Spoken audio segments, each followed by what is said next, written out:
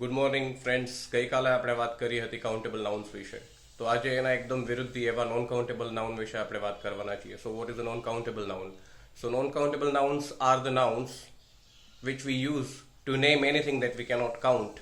તો જે વસ્તુઓ ગણી ના શકાય એવી વસ્તુઓ માટે આપણે નોન કાઉન્ટેબલ નાઉનનો ઉપયોગ કરીએ છીએ.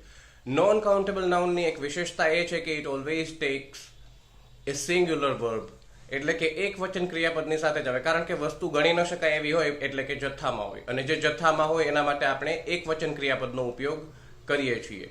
It is similar to collective noun but opposite of countable noun, એટલે કે એ સમૂહવાચક નામ જેવું પણ ગણી શકાય એવા નામોથી વિરુદ્ધ એવું નામ છે. આપણે ઉદાહરણ જોઈએ એક.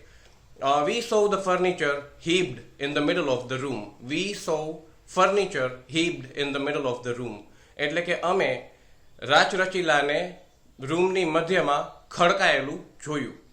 બરોબર. આ વાક્યમાં તમારા હિસાબે ન ગણી શકાય એવું કે નોન કાઉન્ટેબલ નાઉન શું છે, મને કમેન્ટ સેક્શનમાં જરૂરથી કહેજો. ફરી મળીશું આપણે નવા વિડીયોમાં નવી વ્યાકરણની વાત સાથે. Thank you for watching grammar for ગુજ્જુસ.